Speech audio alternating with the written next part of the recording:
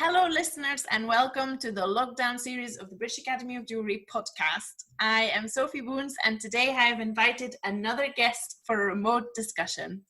With most retail venues still closed and limited changes to our lives in lockdown, it is hard to keep motivated, organized, and above all, stay positive. The challenges faced by many of us are similar, and some are very specific and diverse. Whether you are a retailer with a closed shop, an employee on furlough, or a jewelry graduate looking for a job, the current situation can feel very overwhelming. To discuss some coping strategies, I have invited Sally Leonard, a jeweler turned business consultant for Senta Business Services and coach. Welcome, Sally. Hi. Sally, can you tell us a little bit about yourself and what you do? Hi. Yeah, I am a jeweler. I've been a jeweler and in the trade for 20 years coming up. It's a big anniversary for me. I run my own ethical jewelry company. I also run Penderlock Consulting, which is creative business consultancy. And through that, I work with a number of jewelry businesses. I also work with Senta, who are a business support agency based in London. And that's where I do the majority of my work for Hatton Garden. We run something called the Garden Club, which is www.the-garden.club. And that is free business support and advice for anybody who is based in or using suppliers based in Hatton Garden. So, yeah, I do a lot of stuff. You are obviously very active in the industry, and as a jeweler turned business consultant and a mentor for a range of professional development programs, what made you decide to join the industry and the mentorship that you provide within the industry? Sure. Well, I've always been a magpie ever since I was really, really tiny. So jewelry was my inevitable fate. I went through St. Martin's, went to college, came out of college thinking, I was going to be the next bee's knees, realised that I didn't actually get very much business support, business teaching, anything like that. So I started to see a business mentor and then was invited to go and work with the business mentor and actually found it really interesting, really exciting. I love to solve problems, whether that's a client's problem of, I need a piece of jewelry, I don't know what it is, or if it's a business's problem of help, I'm hemorrhaging sales and I don't know why. So it just made sense to combine my two interests, really. In terms of the mentorship that I provide, it's primarily one-on-one. For the jewelers, it covers everything from costing and pricing, marketing, market positioning, client profiling, production issues, introduction to various people within the trade. Because obviously once I finished my degree, I realised that there's a big disconnect between people who design and people who manufacture, particularly in Hatton Garden. So I spent quite a lot of time doing trade courses and meeting people and becoming much more connected with the trade side of things. So a lot of the time I try and act as a bridge between the trades who hide upstairs in Hatton Garden and the businesses that come in wanting to get something made or, go to a different supplier of whatever, other than the sort of ones that are most obvious. So to any graduates listening, it isn't abnormal to feel that you don't know all of this. No, you don't. I mean, even after 15 years of providing support, I don't know all the answers. And it's an ever-changing landscape. It doesn't matter what background you've come from. It doesn't matter whether you are a trained jeweler, an apprentice jeweler, an architect turned jeweler, a retired person who's taken up silversmithing, an MBA student. Every element of you makes your business unique and interesting, and everybody feels that they're lacking somewhere. But that's not often is not the case at all. In fact, almost all the time, that's not the case. A large part of what I do is giving people confidence in their own decisions. Like for me, your gut feeling is almost always right. And it's learning to identify what your gut feeling is and trusting your gut feeling. Everyone is capable of doing it. It's hard, scary, but ultimately really rewarding if you keep in mind the reasons that you set out to do it in the first place. And I find like with everything, comparing yourself to other businesses and the way other people do things is just a road to unhappiness, really. You've got to remember that everyone is living their Instagram life all the time. And actually the reality is a lot different. I agree. Running a business is not something that for all jewelers comes natural.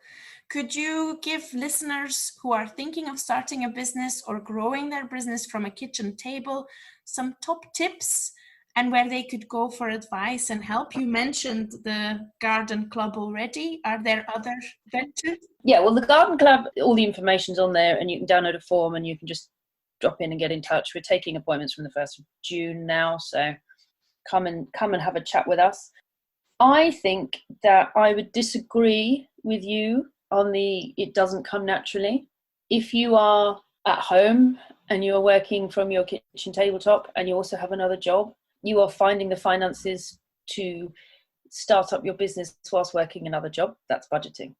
If you are designing and and you're developing stuff, that's design development, that's research and development. It's the way you frame things. Everybody is 100% capable. Whether you like the things or understand the things is a different question from whether you are naturally able to do them. Because we can all do all of it. We can all count to 10. We can all use a calculator. I think the most important thing when you are starting out is to just understand what it is that makes you special and you different. Everybody processes the information of the world in their own unique way. And that's the thing that people are buying. It's not necessarily this ring has a 3 mil square wire, but this one has a 3.2 mil square wire. It's not that, it's the messaging behind that stuff. So I think for anyone starting out, be really aware of who you are, what you're doing, why you're doing, the message you want to portray, but also think about the customer, think about the person that you want to be selling to, understand that person, empathize with that person. So there are lots and lots of challenges that weren't there originally. There are lots and lots of competitors. And the best way to minimize the risk of failure is to really focus on a niche type of person and produce your messaging and your product and your branding in a way that sort of demonstrates that you see and understand and want to serve that group of people. And being successful in that will bring people from other niches as well.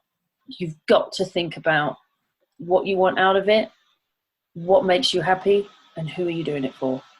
Because you can make the most beautiful thing in the world, but if you're sat at home making 900 pairs of beautiful earrings, that's not a successful product because you're not selling that product. If you are making jewelry because that's what makes you happy, don't put pressure on yourself to try and make a massive business if that's not the part that's bringing you joy.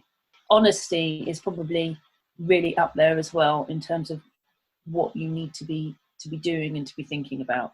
Like, be honest with yourself. What are your technical capabilities? What are your true strengths? What areas do you want support in? What areas do you tend to ignore because you don't like them? I think to be a successful business owner, you've got to be pretty self-aware, really, which is an interesting journey. And do you mean with self-aware, it doesn't necessarily mean, right, that we have to know it all ourselves and be able to do everything ourselves? If we know what we are good at, can we try and find people to help us to supplement the skills that we might not have? Oh, always. I'm a great believer in farm it out, farm everything out. I have made for 20 years, but I don't if I can help it.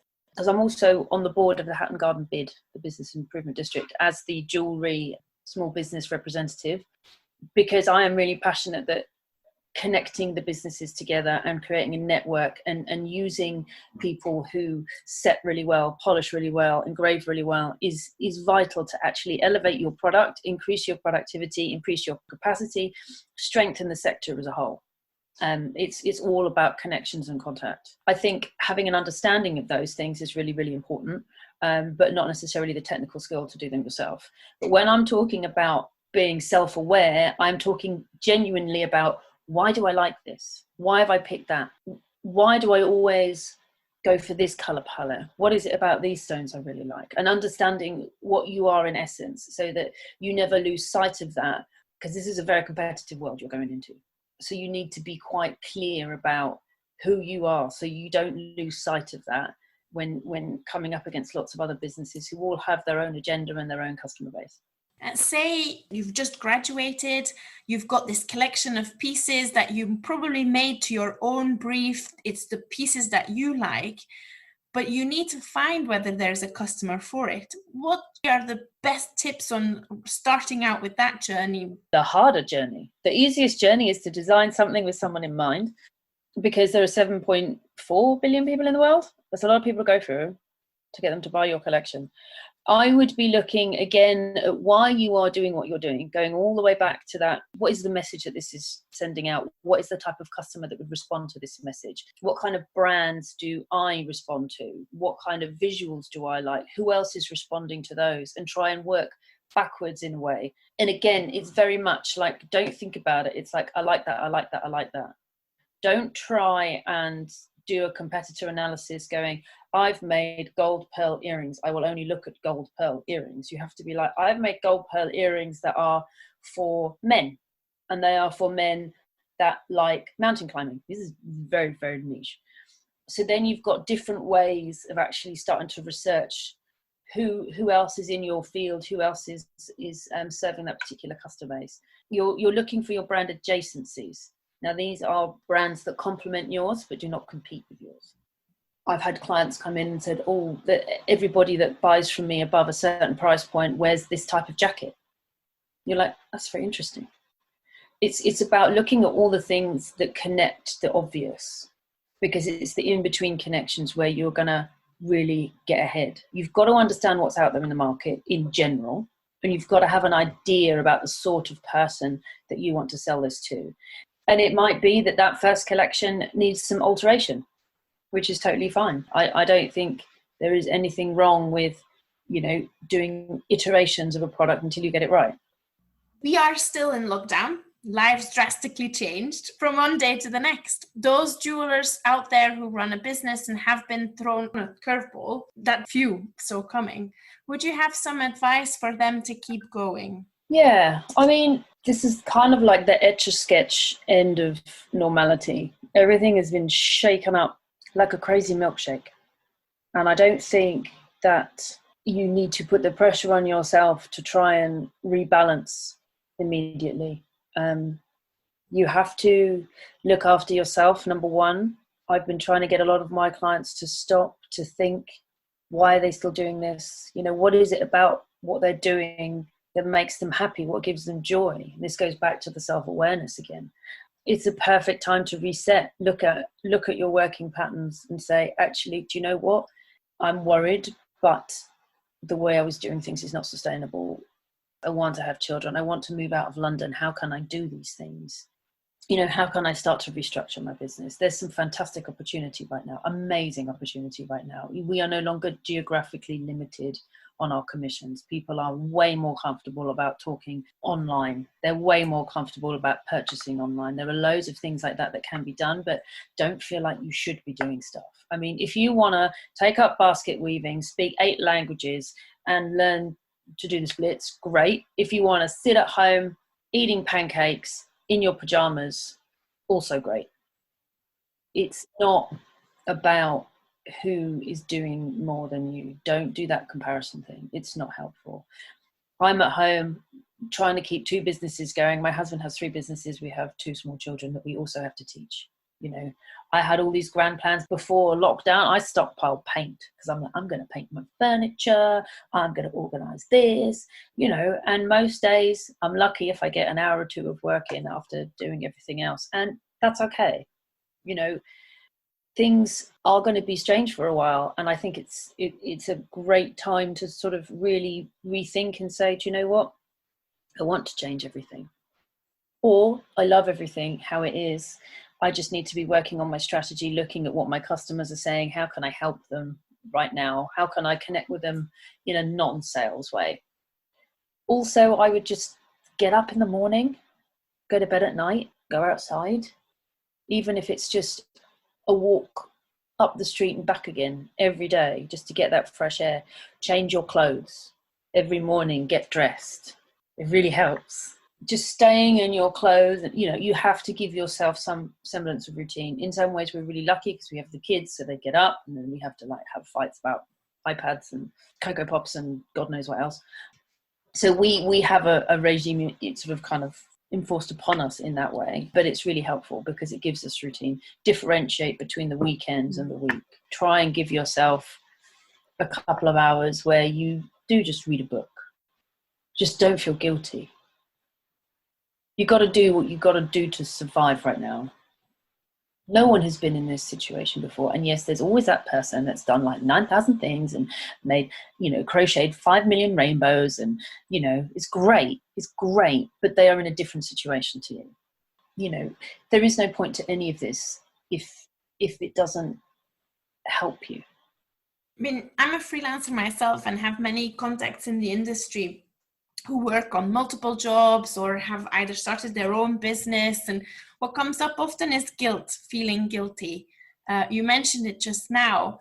What would you say to those jewelers on how to stop feeling guilty? Have you got any tips for that? I think people feel guilt about everything, really. As a business owner, you're not working enough, you're working too much. As a parent, you're doing it wrong, you're doing it right, you're doing too much, too little, you're consuming too much, but you're not helping the economy, you're doing this, there is guilt all around us. And you have to kind of realize that most of it's just noise. It's just noise. It's not a time to beat yourself up. It's a time to sit and realize what you need as a human. I hope that we come out of this as a better species. Yes, there has been some horrible stuff, but there are so many like community support groups. I mean, I run one for the streets around here, buying food for the elderly and the vulnerable, and lots of volunteering happening and much more community spirit, connecting with your neighbors, connecting with the outside, with nature. There's so many things that are just as important as work. One of the reasons that freelancers and small business owners feel guilty is because they do everything. And the reality is, when you're doing everything, it's not a full-time job. It's like 4 full-time jobs. And at some point you have to realize you are human and you can't do everything all the time. It's been a lesson that's taken me a really long time to learn. And I've had to adjust. And I say this to my clients as well, you have to adjust to your own circadian rhythms. There are days when I'm like, I'm not going to do anything today. My brain doesn't want to do anything. So I'm not going to do anything. And I'm not going to feel guilty about it. Because actually forcing myself to do something is going to do more harm than good, because I'm just going to end up with a negative association with whatever it is. If I force myself to design when I'm not creative, I'm never going to want to design. If I build something up too much and say, I must get all my accounts done right now, I'm not going to do it. If I say, do you know what, I'm going to do 10 minutes of it and then I'm going to go and eat a pineapple. Don't eat a whole pineapple, it'll rot your mouth. But, I'm going to go and do something else now. That's okay. There is too much emphasis and too much pressure on success, growth, which is not sustainable, and it's mentally not sustainable either. I mean, I have businesses that I work with, businesses in Hatton Garden who are like, I don't want to keep expanding. And I'm like, well, who says you have to? Who says you have to? You can stop at a size that means that you can say no to jobs and take a month off if that's what you want. It's very much about understanding what you want. And if you want to work all the time, do it. If you don't want to work all the time, don't. It's okay. I hereby write everybody a note to say you can take off as much time as you like whenever you need. Guilt is a pointless emotion. It really is. It doesn't serve any purpose. You're far better off putting that energy into taking time to enjoy. You're not going to be on your deathbed going, damn, I wish I'd spent that extra day cleaning out my lemon. There are a lot of pressures to beat the algorithm. You should be posting every day on Instagram. But as a young designer, or if you've just started your own business, taking on all of those tasks can be really overwhelming. So you need to be smart about it. This is where you need to come and see somebody to help you. Particularly at the beginning, you don't know what is and isn't important, and you don't know how to schedule things. I'm a great believer in get a plan. Like, if you have to post every day, oh, look, here's my water bottle, click, hashtag water. You're like, That doesn't do anything. Your head's not going to fall off if you don't post on Instagram. It's fine. Don't worry about it. What you should be doing is thinking about the strategy of your business, what you want your Instagram to be doing, and spend half a day scheduling posts for a month. Get a scheduler, get a free one, get a paid for one that does proper scheduling and tagging and la la la la. Do it all in one go. Off it's done. If your brain is not the kind of brain that enjoys repetitive tasks every day and feels pressure with that, then find a way to do it that doesn't feel pressured. It's the same with selling. If you find the hard sell really difficult, find a way to sell that is in your voice. People often tell me they hate social, and it's like, because they have this concept of, oh, well, you know, hashtag YOLO, blah, blah, blah, blah. And it's not, it doesn't have to be like that. I personally think a good Instagram is an equal balance of product, inspiration, and information. So it's not just, here's the thing, here's the thing, here's the thing, here it is in green, buy it, buy it, buy it. It's like, hey guys, look at this pear. She's really cool. I think she's cool because of this. And then other people who go, hey, I like pears too. You know, you're connecting on a different level. And yes, there are things, you know, algorithm beating and la la la la la la la la la. You know, it's a numbers game, it's a money game. So whilst there is some element to that, I think you don't have to be coming up with something amazing and original in a product every day. More so than ever, they want to know the person, they want to know the mind that this product is coming from, more than they want to know the product. That's the one thing that you have that no one else has. That's the one thing you can't replicate, which is why when people have someone take over their social account, it's never quite the same, because it's not the brain that people are connecting with. Anything like that, you know, do a SWOT analysis, do a pest analysis. You know, what are your strengths? What are your weaknesses? What are you good at? What are you bad at? How can you mitigate the things that you aren't so great at? You know, your standard traditional SWOT: strengths, weaknesses, opportunities, and threats. Do them often. There are so many factors that are involved when you are selling and when you are purchasing. I mean, just think about you as a consumer. You know, the arbitrary decisions that you make. Well, I'm not going to go out today, it's raining. Understand the factors around you are affecting your sales of your product as well. So it's not necessarily a bad Instagram post. It's just, you know, Instagram went down, or everyone is freaking out, or somebody famous has died, so no one's actually looking at 9 o'clock. They're all reading, you know, like when Michael Jackson died and the internet crashed. Do you think, given the circumstances, people should be afraid of starting a business? No, never be afraid. Always take the plunge. You never get wet if you don't jump in. What's it somebody said to me the other day? You miss 100% of the shots you don't take. There is no good time to start a business. There's no good time to have a job. There's no good time to have a baby. You know, you do these things when you want to do them. I think there are so many opportunities now. Any time of emotional turmoil, any time of political turmoil, anything like that just kicks up the most amazing art and the most amazing creativity. Owning your own business is great. It's great. It's really hard, but it's great. I think it's more important to be honest with yourself. Are you willing to change your designs to fit the market? Are you willing to put yourself in situations where you feel less comfortable, like selling? Are you willing to, you know, stalk journalists until you can get them to talk to you? Are you willing to do all those things? And if you are, then do it. Go for it. I mean, I think you have to be very, very careful about the amount of money that you commit. You have to be very careful about the amount of stock that you commit. I do not recommend setting up without some kind of mentor, advisor, something just to help sense check you, because that's a big area where people do fall down. Is they will order, if they're working with a manufacturer, 50 of every style, which, you know, is a very large amount. And unless the research that you've done when you're setting up proves that this is a viable amount to get, don't get it because you want to sell that many. Get it because the evidence shows that you will sell that many. But absolutely, it's a great time. I mean, you know, what else are we going to do? there's this misconception perhaps, or I don't know if it is a misconception actually, that you should actually have a lot of things planned. You should have your logo, you should have everything decided of your business before you launch.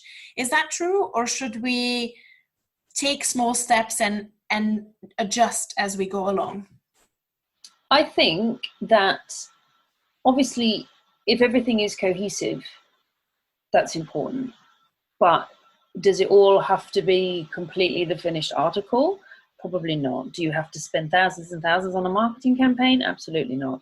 But your messaging needs to be consistent. Your messaging and your sort of brand DNA needs to be consistent. If somebody is visiting your Instagram site and then comes to your website, are the tones the same?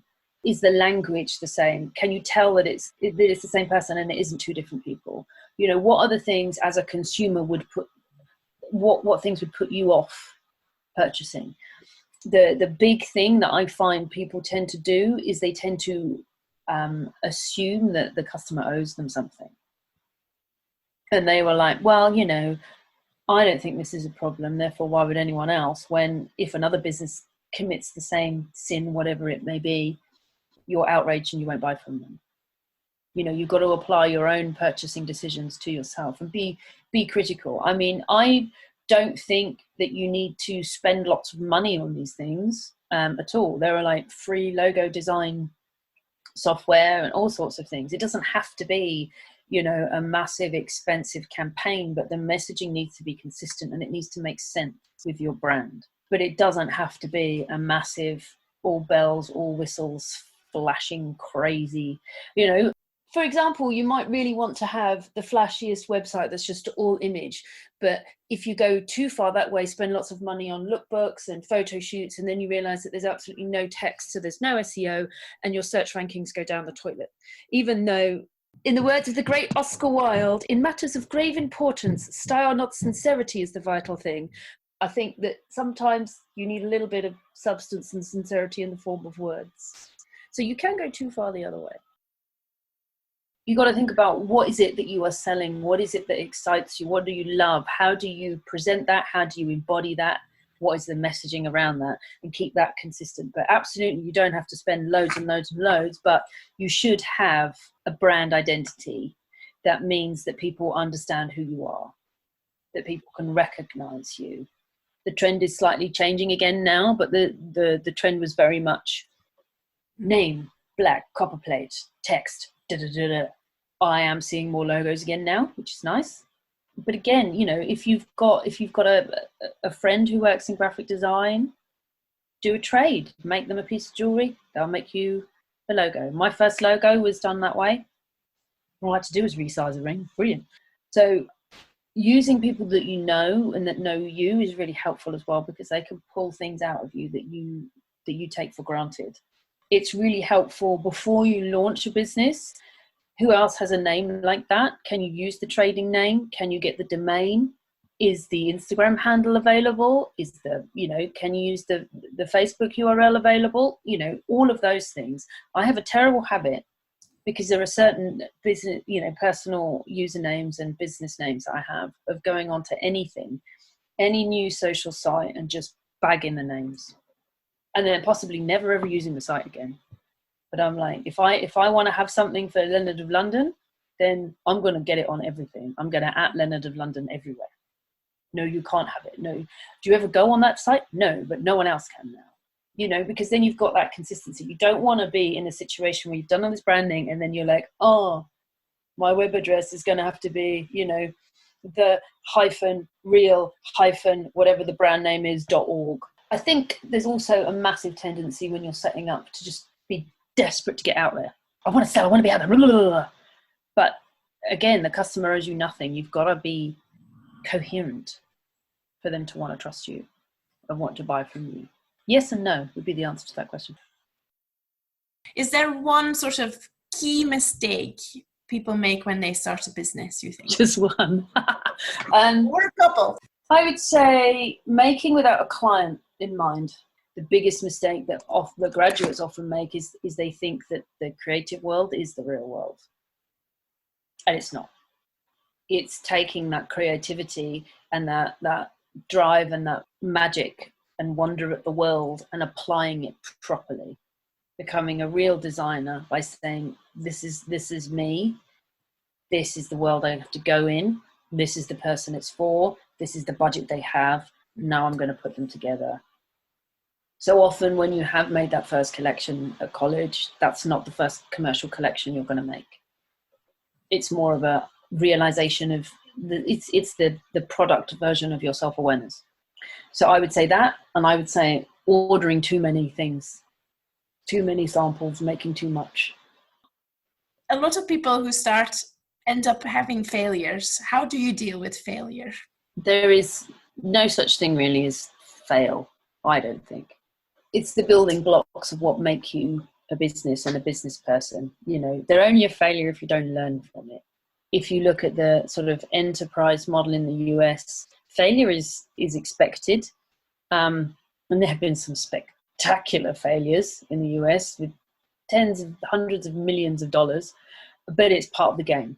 Everyone's done stupid things. Yeah, we don't have enough time on this podcast to go into all the stupid things I've done. But there is no fail.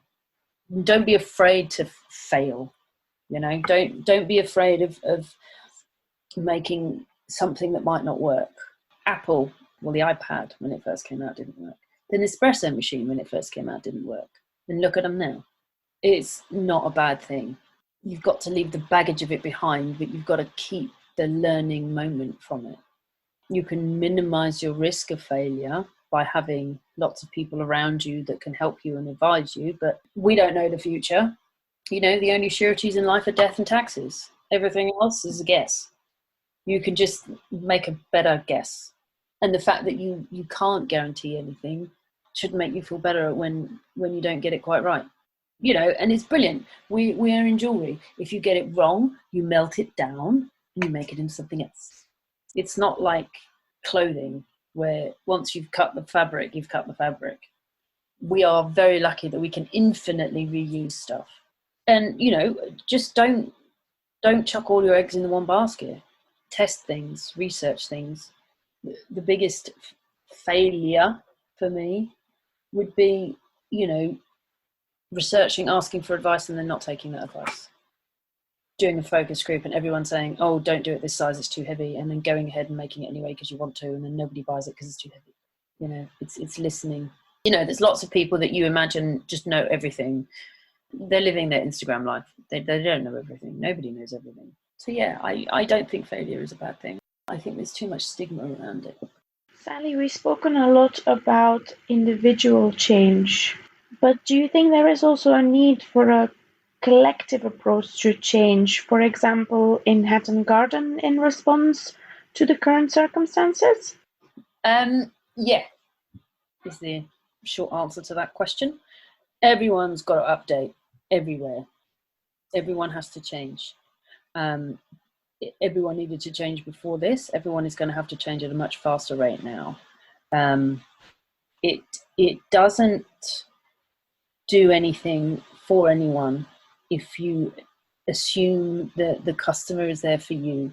You know, the biggest thing that you have to understand is you are there to serve a customer need. That's it. And if you're not serving a customer's needs, you are not a successful business. And the key thing now is to understand what people need. What do they need right now? You know, a really interesting example is ethical jewelry, traceability. I was one of the first fair trade gold license holders in the world. It's something that is very, very important and is very important to a younger generation of consumer. Understanding these kind of things will enable Hatton Garden in general to adapt and will enable them to actually meet the customer need as opposed to telling the customer what they want. I think that there's definitely opportunities for more connected working, more collaborative working. And I think, you know, Hatton Garden is an amazing place. It's amazing. There is nowhere like it in the world. Nowhere. It is bonkers and just full of amazing characters and creativity, beautiful stuff. And, you know, it needs uplifting and celebrating and protecting, but it also needs some help to enable it to survive. And I think one of the positives that's come out of this not very positive situation is that people are seeing that they can work from home, they can connect with customers, they don't have to always be doing the same thing all the time. And obviously for some trades that's not going to work. You know, if you're a polisher, you're not going to like do that in your garden. But for a lot of people, there are lots of ways that we can work more flexibly and more effectively. And actually, in some cases, like certainly like I found, you know, I stopped working for a while and my productivity goes up. We need to work to live, not live to work. But yeah, I mean, in terms of support for Houghton Garden, that's what I'm there for. It's what the Garden Club is there for. Yes, tell us a little bit more about the Garden Club, Sally. How can you get involved? So anybody that is in the jewellery trade, any aspect of the trade, be that manufacturer, retailer, designer, supplier, dealer, whatever, who is based in or regularly uses businesses based in Hatton Garden. So it is funded by Camden Council because they have done a lot over the last decade in terms of helping to preserve the only vertical production manufacturing cluster in London and one of the oldest creative hubs in London. I mean, it's been going since, well, Henry VIII in some form or other. So it's a magical, wonderful place. And yeah, my services are there free to those who meet the criteria. All the criteria is on the website. And I work with people on a one-to-one basis usually. Initially, we do a diagnostic and sort of look at where I think the business needs support. The business owner will tell me where they think they need support. And then we come up with a plan of work. You are given tasks to complete, research to do before we meet again, and you get told off if it's not done because you're wasting my time and your own time. It can go at the pace that you need it to go at. So at the moment, pace is slowed for a lot of people. You know, it has to work for you.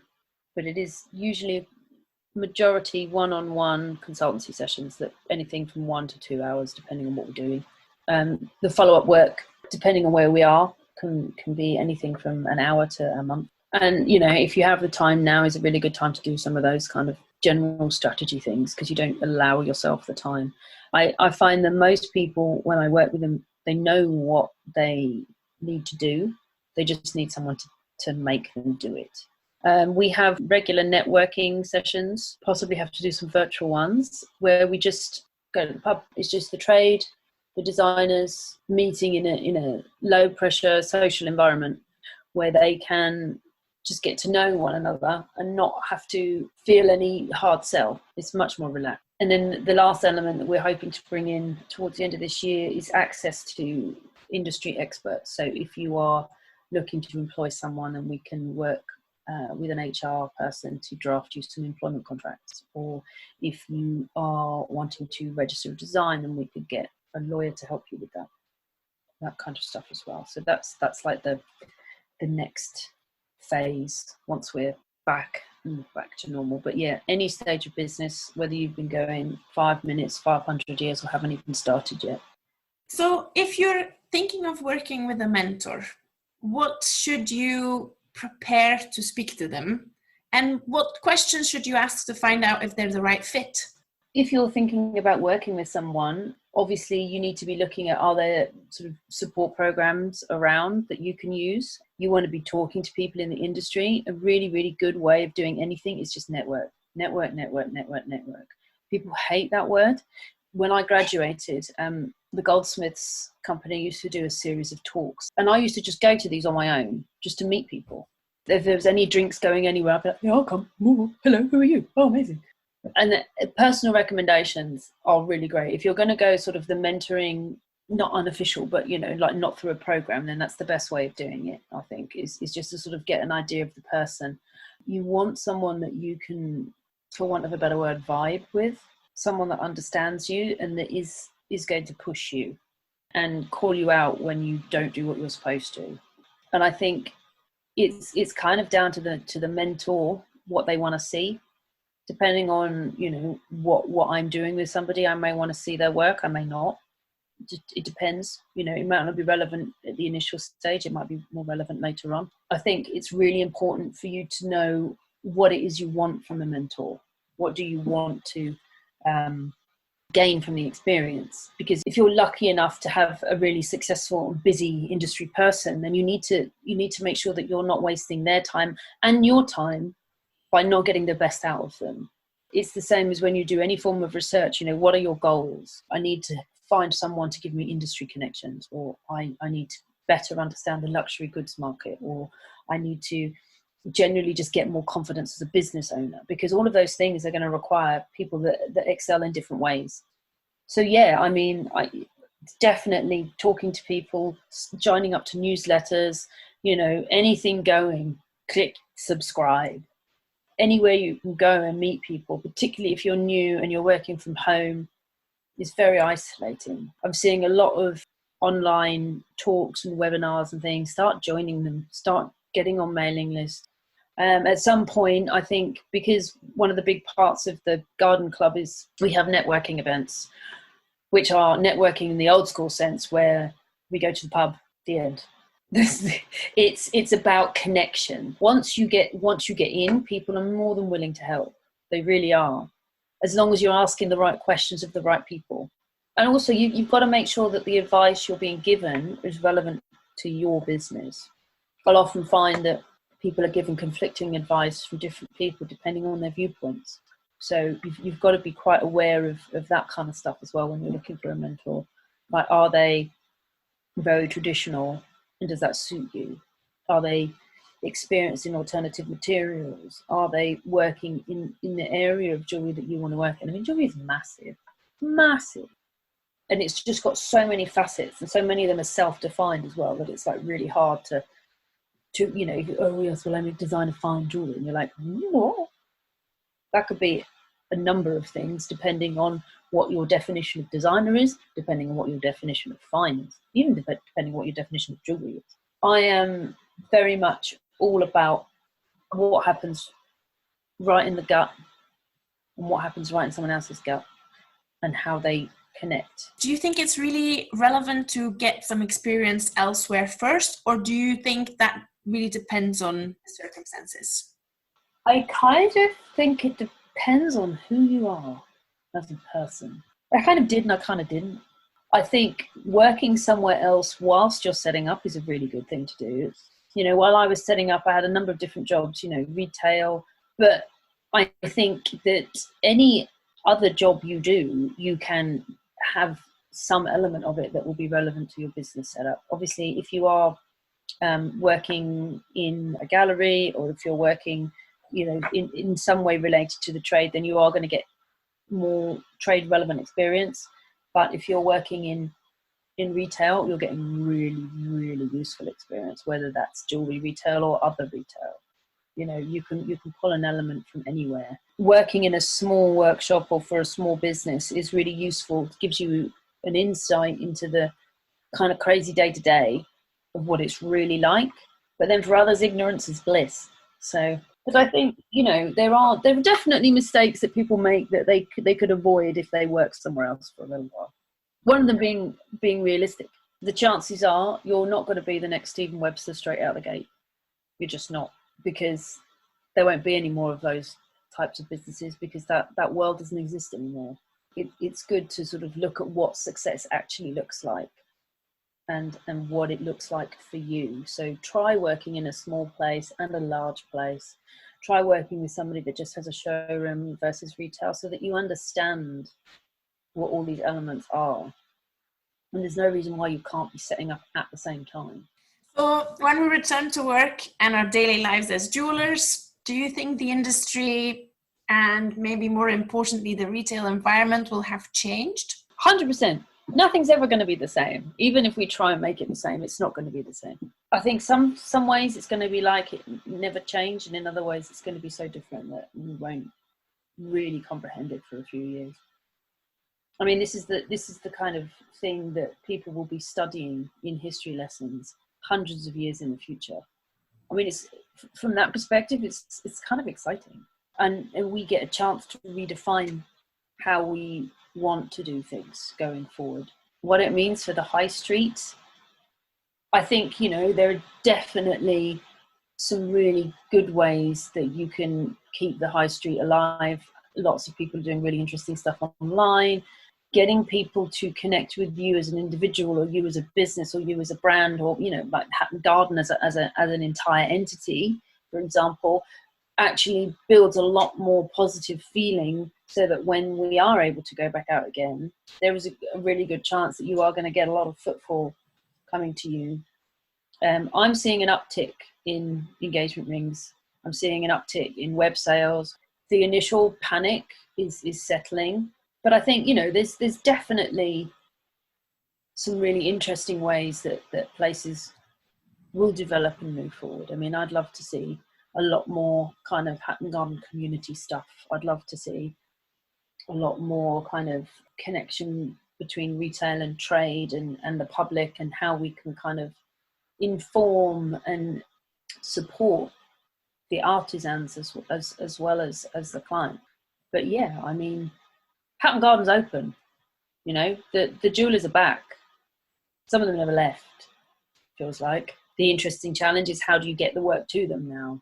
I would love to see some kind of system whereby people can come and have a face-to-face with their CAD designer if they need to, but only if they need to. Being a lot cleverer about the use of our time and the use of our space and the use of our resources, I think is something that would be really, really exciting, you know, and hopefully lead to a much more collaborative way of doing things. We have just been informed that we have been awarded a grant as part of the Innovate UK Fast Start Fund. And this is a fund to help businesses and industries and sectors deal with Corona and what life is going to be like post-Corona. So we're really excited that we actually won this. And unlike the Garden Club, it is pan-UK, and it's sort of complementary to what we do at the Garden Club. So the idea is to help businesses connect that are not necessarily in any of the jewellery hubs, so not necessarily in the Jewellery Quarter or in Hatton Garden. So we are going to be working on an online platform that's completely secure, trade only, so that anyone who is a stone dealer, an engraver, a mounter, wherever they are in the country, can have a profile, and they can then be able to say, right, I am based in Hatton Garden, but I live in Godalming, and I will be in Hatton Garden these days and in this place these days. So you can search by your local area, by the type of service. You know, if we go into lockdown again or whatever happens, it might be that supply of some things is scarcer. So, you know, casters will be able to say live what they have. So you can then say, right, I need a caster who's in the north of England that has 9-carat red. And then you'll be able to search and find them. It's very much in the embryonic stages. It actually launches on Monday.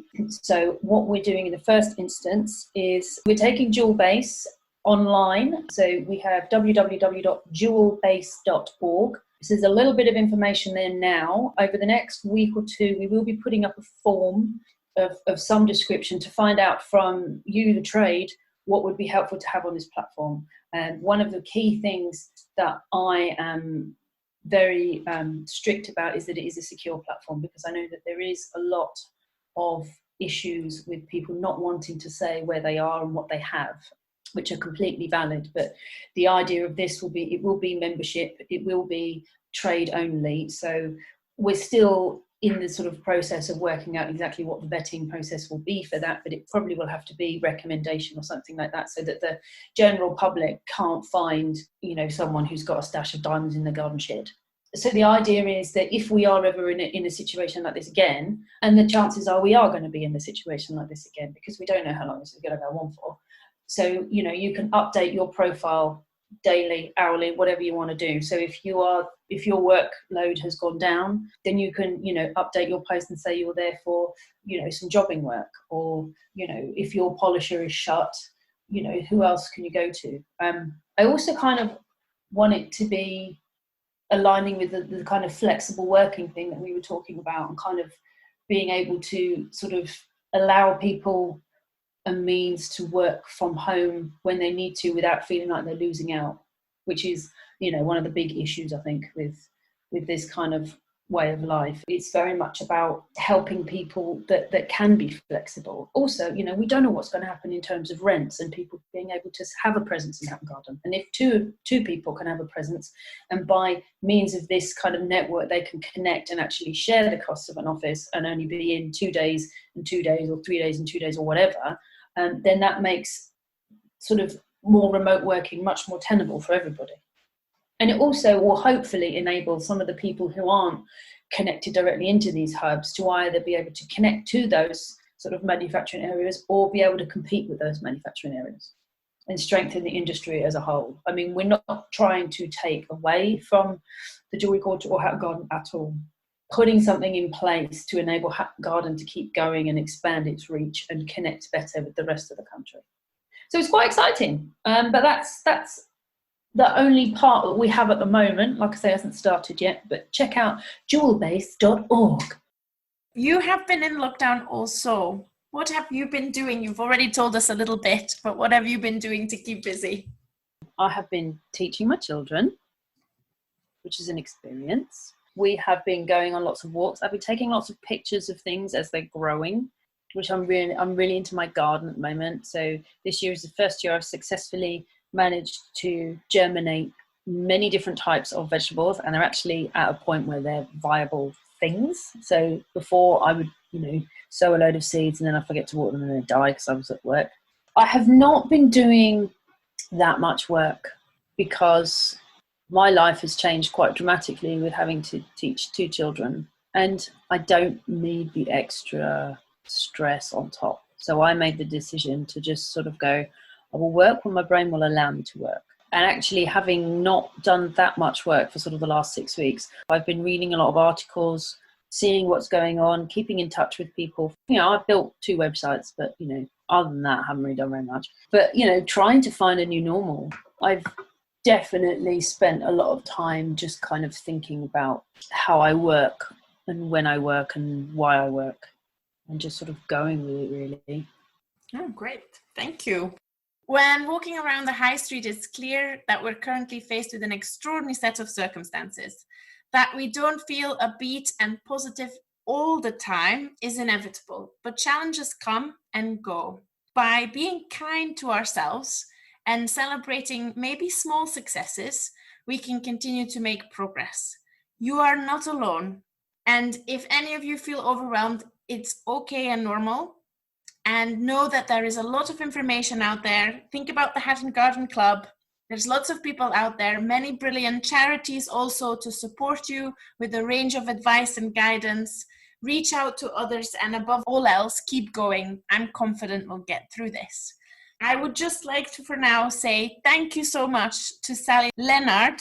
You're very welcome. Thanks for having me. Next week, I'll be joined by another guest, so watch this space to find out who it is. For now, this was Sophie Boons for the lockdown series of the BAJ podcast, titled Staying Planned, Organised and Positive in Conversation with Sally Leonard. I wish you a good weekend and thank you for listening.